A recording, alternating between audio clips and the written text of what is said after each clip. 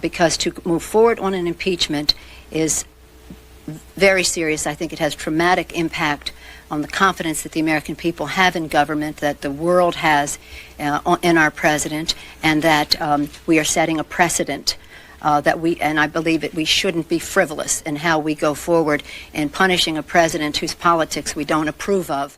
This is a sad day. It's a sad day because nobody comes to Congress to impeach a president of the United States. No one. Right now we have a situation where any and all grievances that anybody ever had with the president are being heaped on and talking about impeachment without even defining what the laws may have been that were broken, with applying the facts to them without even defining even if those laws were broken, if that amounts to an impeachable offense. I could not ignore what the president did. He gave us no choice. So it wasn't any change of mind. I always said, we will follow the facts where they take us. And when we see them, we will be ready, and we are ready. Thank you. Today, the Republican majority is not judging the president with fairness, but impeaching him with a vengeance. Your Republican colleagues say, well, the call is the call. There's nothing here that rises to the level of high crimes and misdemeanors. Well, they're wrong. And it remains to be seen, because it's not just what happens in the call, it's part of the sequencing of events as well. Don't make this any worse than it already is. He knew quite properly that an impeachment of a president is an undoing of a national election.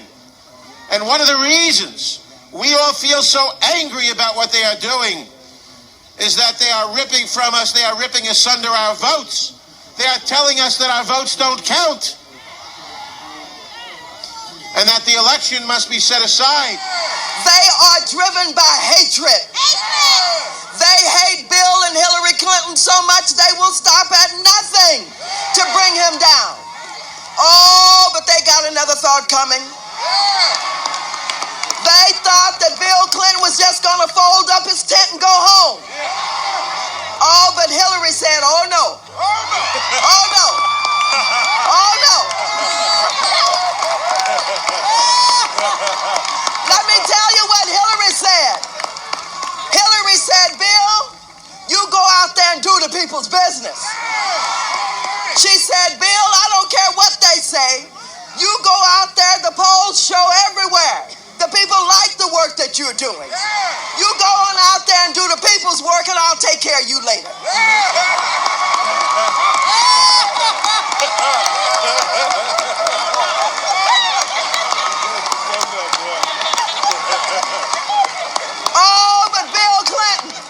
Thank you. Today, the Republican majority is not judging the president with fairness, but impeaching him with a vengeance.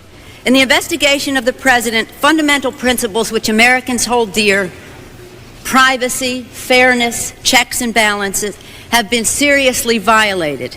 And why? Because we are here today because the Republicans in the House are paralyzed with hatred of President Clinton, and until the Republicans free themselves of this hatred, our country will suffer.